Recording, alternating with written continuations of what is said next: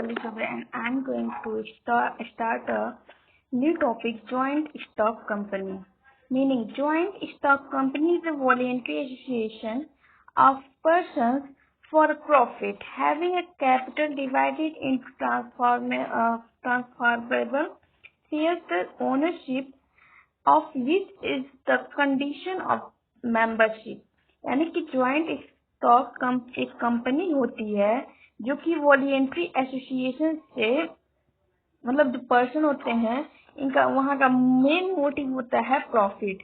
Having a capital मतलब इनकी जो कैपिटल यानी मनी जो होती है वो डिवाइड होती है और ट्रांसफर करती है share, ownership of which is the condition of membership.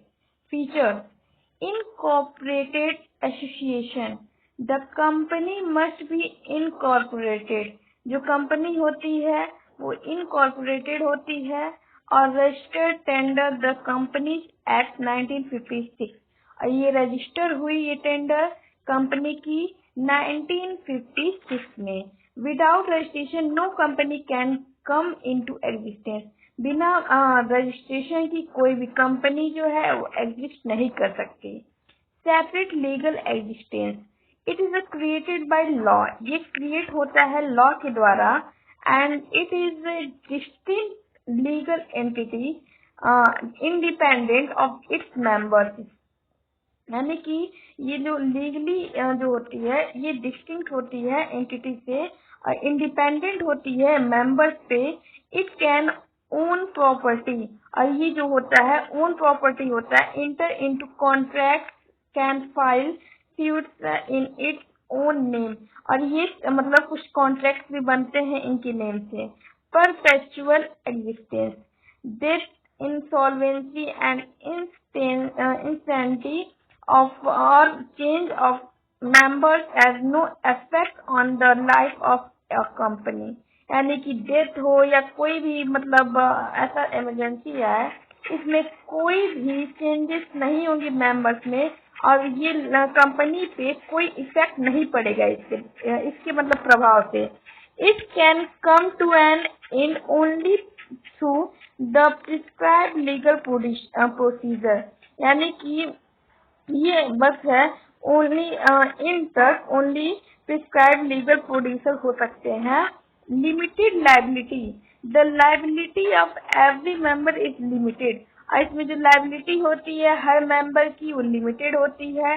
To the nominal value of share, जो कि नॉमिनल वैल्यू होती है शेयर की, बोथ बाय हिम और to the and amount guaranteed by him, और कुछ गारंटेड होती हैं अमाउंट मतलब इनके द्वारा। Transformability of shares, shares of public cooperative और इजीली ट्रांसफर, यानी कि जो शेयर्स रहती हैं वो पब्लिक में इजीली ट्रांसफर होती हैं। But there are certain restriction,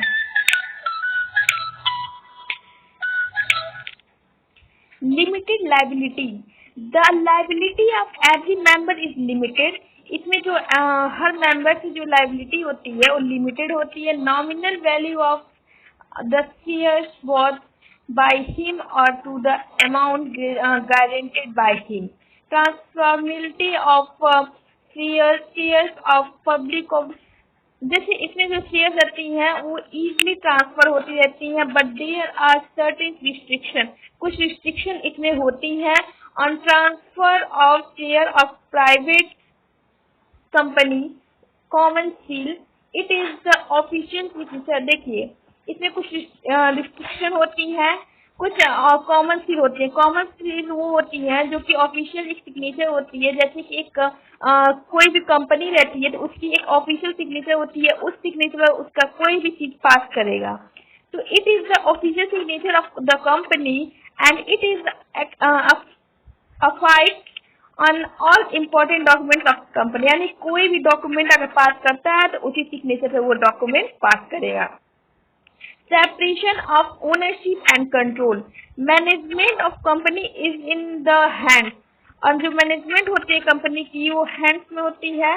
यानी कि वो मतलब जो मैनेजमेंट के जो लोग रहेंगे वही लोग मतलब देखेंगे of elected representative of share holders known individually as director and collectively as board of director. अब देखिए ये इलेक्ट किए जाते हैं शेयर होल्डर जो हैं वो इंडिविजुअली डायरेक्टर के द्वारा और collective as the board of director के द्वारा। मेरिट लिमिटेड लाइबिलिटी, देखिए इसमें तो हम पहले बताएं इसमें लाइबिलिटी जो होती है लिमिटेड होती है। Limited liability of share holder reduces the degree of risk born by him, यानी कि उनके द्वारा जो रिस्क रहती है वो रिड्यूस होती है। शेयर होल्डर अगर ज्यादा लोग रहेंगे तो मतलब कुछ आप हमें आइडिया देंगे तो जिसमें से वो बर्डन कम रहता है।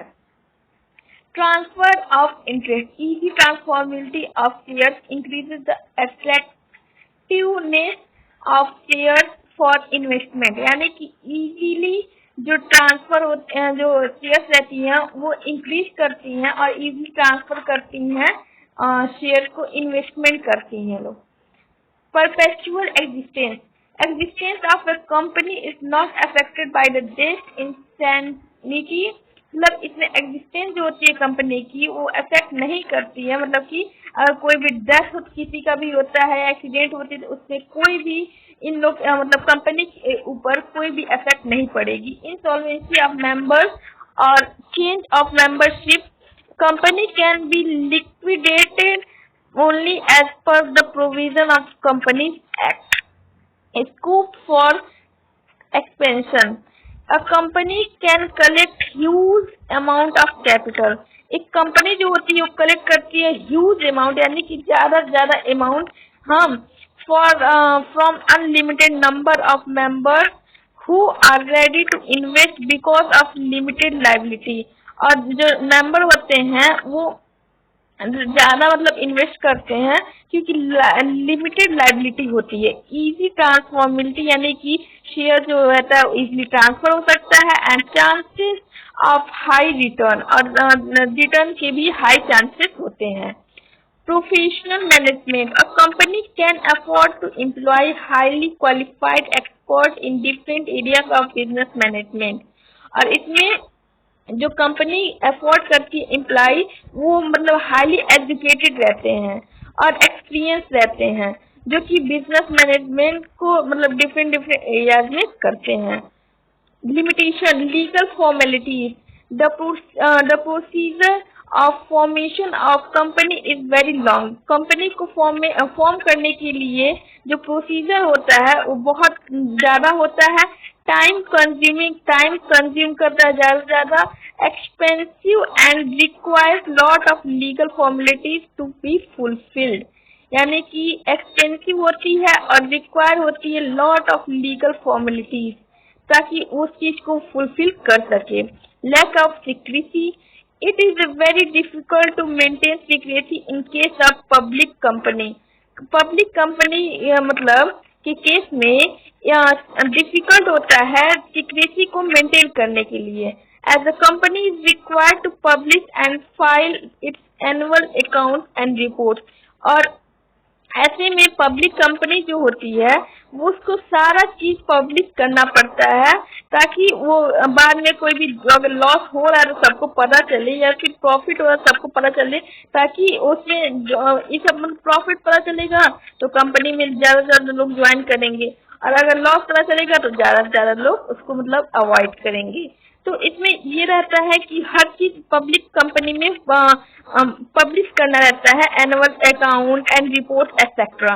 Lack of motivation, divorce between ownership and control and absence of a direct link between effort and reward lead to lack of personal interest and incentive, यानी कि डिवोर्स मतलब ओनर्स के बीच में डिवोर्स होता है and control and absence of direct link between effort and reward lead, मतलब इसमें यही है मतलब ज्यादा लोग मोटिवेट करते हैं ताकि वो लोग अच्छे से काम कर सकें।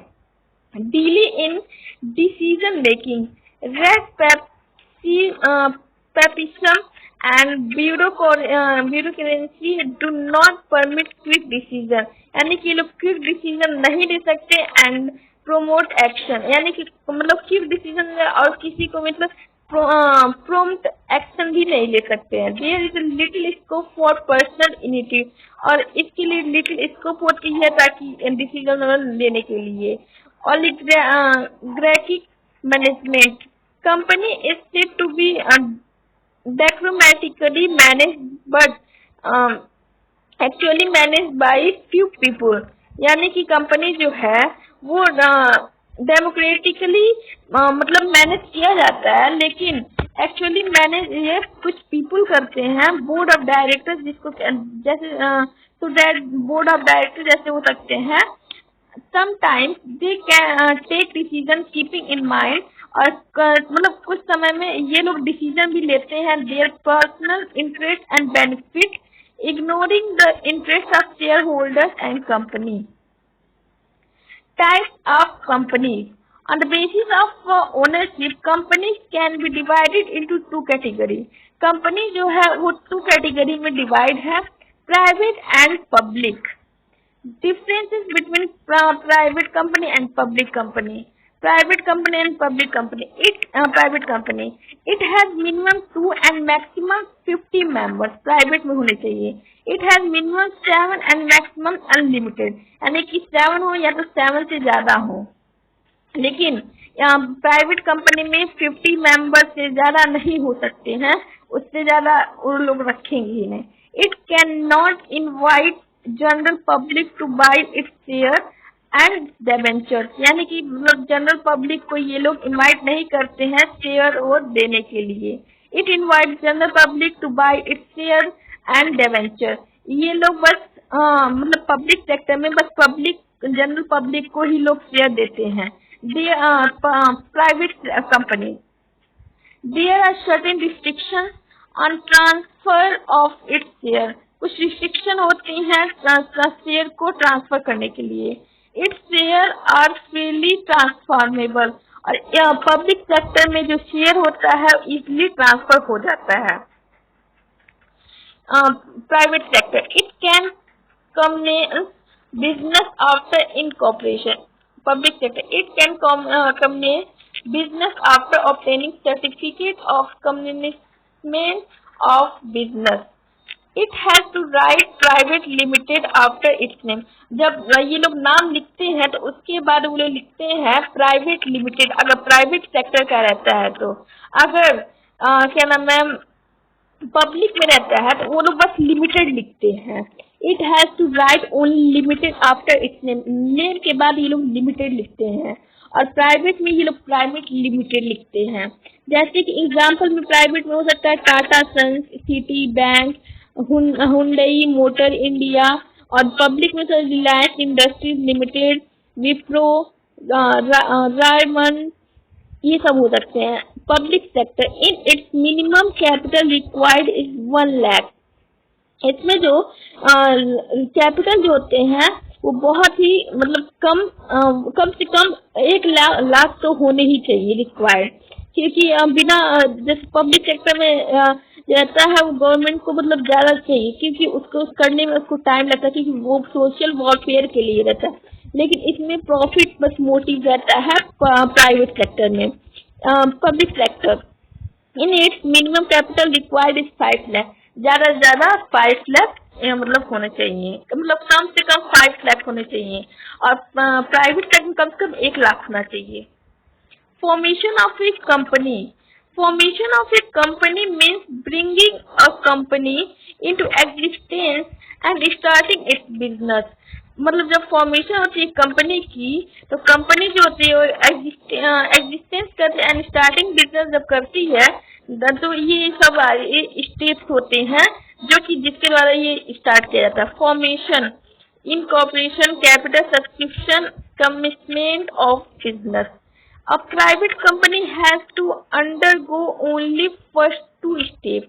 मतलब प्राइवेट कंपनी को जाने के लिए बस यानी कि प्रमोशन एंड इनकॉर्पोरेशन के द्वारा वो पब्लिक कंपनी फॉर्म हो सकती है, बट प्राइवेट कंपनी फॉर्म हो सकती है, but a public company has to undergo all the 4 stage, और लेकिन पब्लिक सेक्टर को फॉर्म करने के लिए जो चारों स्टेप है मतलब फॉर्म करने के लिए जरूरी है, और ये सब करना पड़ता है उन लोग को एक कंपनी को फॉर्म करने के लिए। Step information, identification of business opportunity. The first and foremost function of a promoter is to identify a business idea। यानी कि फर्स्ट और मतलब जो फंक्शन होता है प्रोमोटर का वो ये होता है कि अपने बिजनेस के आइडिया को आइडेंटिफाई कराए पब्लिक में, ताकि अगर पब्लिक उसको जानेगी तो उनका ज्यादा मतलब प्रॉफिट होगा। Example, production of new product और सर्विस, feasibility studies.